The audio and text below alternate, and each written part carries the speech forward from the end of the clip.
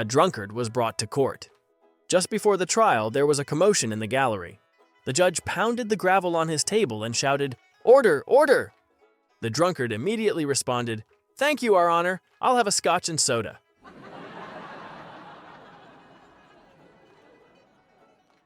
The local church needed some funds to buy some new chairs.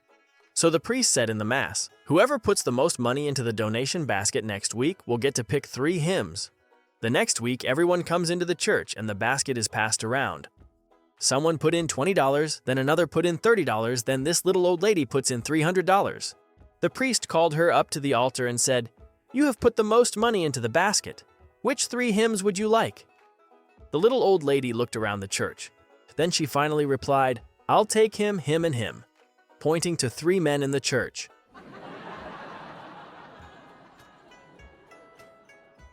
Four friends spend weeks planning the perfect desert camping and riding trip. 2 days before the group is to leave, Rob's wife puts her foot down and tells him he isn't going.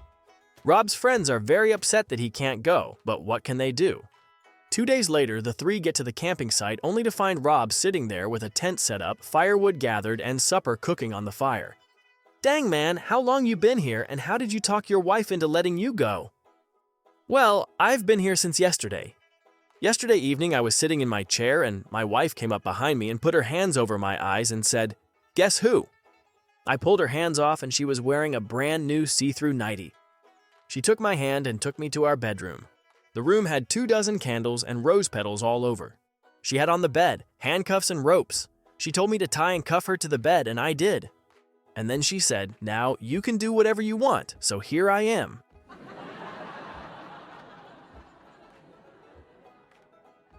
Four Catholic ladies are having lunch together.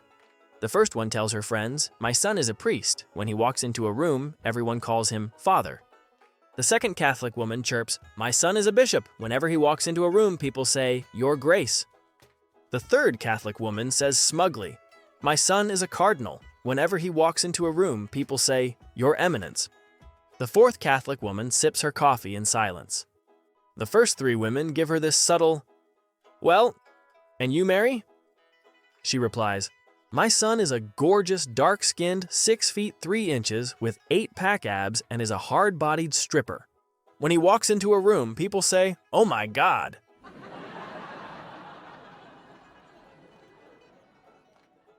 Returning home from work, a blonde was shocked to find her house ransacked and burglarized. She telephoned the police at once and reported the crime. The police dispatcher broadcast the call on the radio, and a K9 unit patrolling nearby was the first to respond. As the K9 officer approached the house with his dog on a leash, the blonde ran out on the porch, shuddered at the sight of the cop and his dog, then sat down on the steps. Putting her face in her hands, she moaned, "I come home to find all my possessions stolen.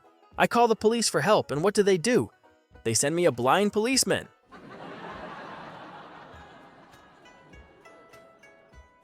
A guy walked into a little corner store with a shotgun and demanded all of the cash from the cash drawer. After the cashier put the cash in a bag, the robber saw a bottle of scotch that he wanted behind the counter on the shelf. He told the cashier to put it in the bag as well, but the cashier refused and said, "Because I don't believe you are over 21. The robber said he was, but the clerk still refused to give it to him because she didn't believe him. At this point, the robber took his driver's license out of his wallet and gave it to the clerk. The clerk looked it over and agreed that the man was in fact over 21, and she put the scotch in the bag. The robber then ran from the store with his loot. The cashier promptly called the police and gave the name and address of the robber that she got off the license.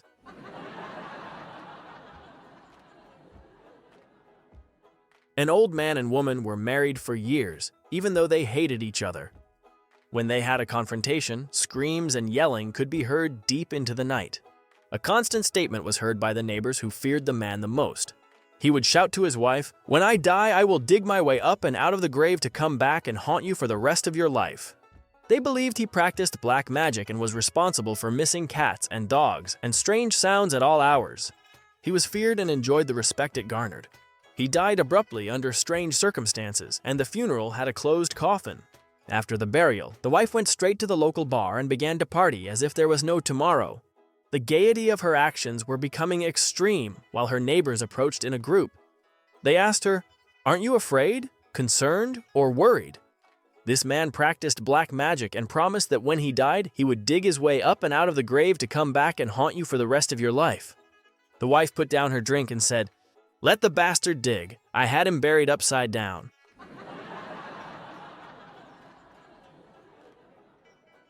I urgently needed a few days off work, but I knew the boss would not allow me to take leave.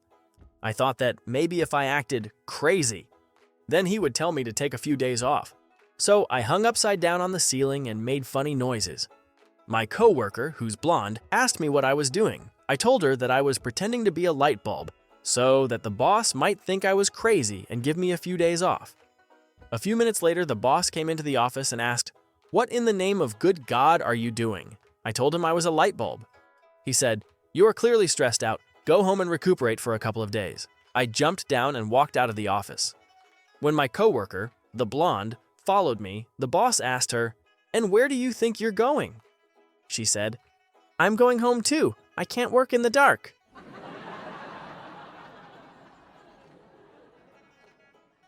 A woman wanted to reach her husband on his mobile phone but discovered that she was out of credit.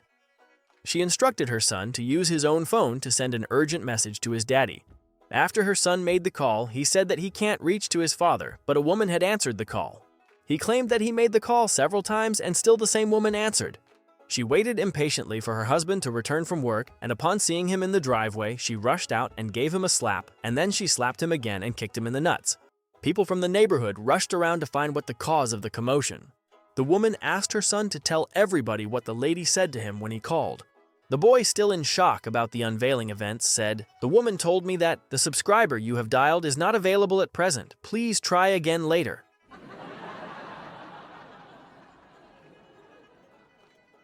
The pastor entered his donkey in a race, and it won. The pastor was so pleased with the donkey that he entered it in the race again, and it won again.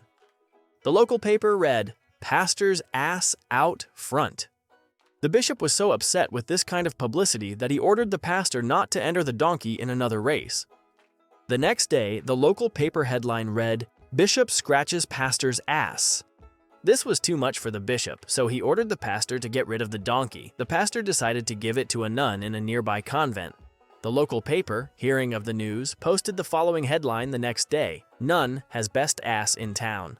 The bishop fainted. He informed the nun that she would have to get rid of the donkey, so she sold it to a farmer for $10. The next day, the paper read, "Nun sells ass for $10. This was too much for the bishop, so he ordered the nun to buy back the donkey and lead it to the plains where it could run wild. The next day, the headlines read, "Nun announces her ass is wild and free."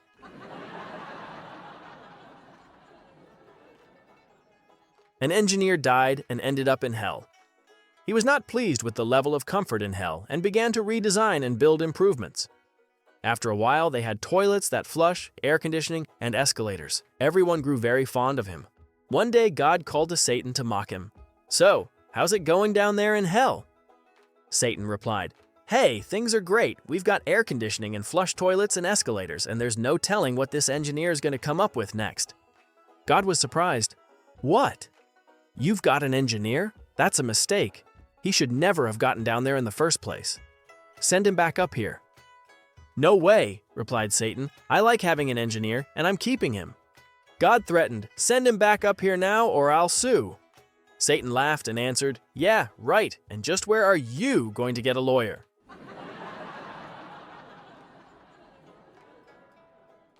There's a little old Christian lady living next door to an atheist.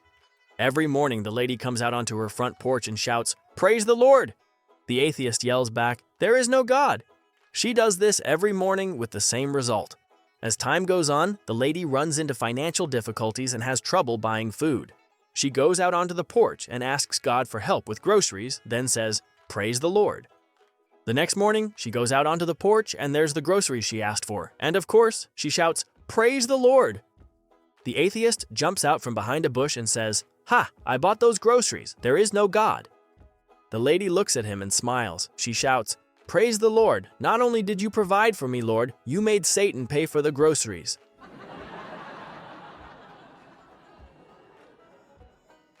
Arthur is 90 years old. He's played golf every day since his retirement 25 years ago. One day he arrives home looking downcast. "That's it. he tells his wife. "I'm giving up golf. My eyesight has gotten so bad that once I've hit the ball, I can't see where it went." His wife sympathizes and makes him a cup of tea. As they sit down, she says, "Why don't you take my brother with you and give it one more try?" "That's no good," sighs Arthur. "Your brother's 103. He can't help." "He may be 103, says the wife, "but his eyesight is perfect." So the next day, Arthur heads off to the golf course with his brother-in-law. He tees up, takes an almighty swing, and squints down the fairway. He turns to the brother-in-law and asks, "Did you see the ball?" "Of course I did," replies the brother-in-law. "I have perfect eyesight." "Where did it go?" asks Arthur. The brother-in-law replied, "I don't remember."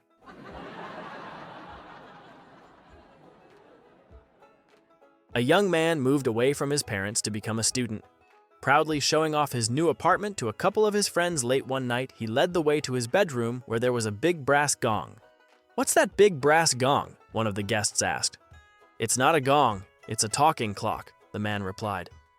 "A talking clock? Seriously?" asked his astonished friend.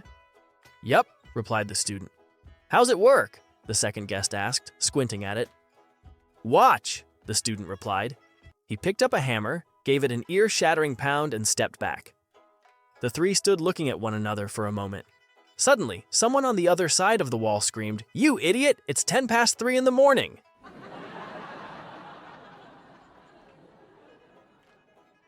Jason was a raw-boned, uneducated lad who left school at 13. There weren't too many job opportunities available to him. The only thing going was the job of a toilet cleaner. "Fill out this form," said the prospective employer. "But I can't write," said Jason. "Well," said the prospective employer, "you don't qualify for the job, so be on your way." On the way home, Jason bought a box of apples for $4 and sold them around the neighborhood for $10. He developed this idea and years later finished up with a chain of 20 fruit and vegetable markets.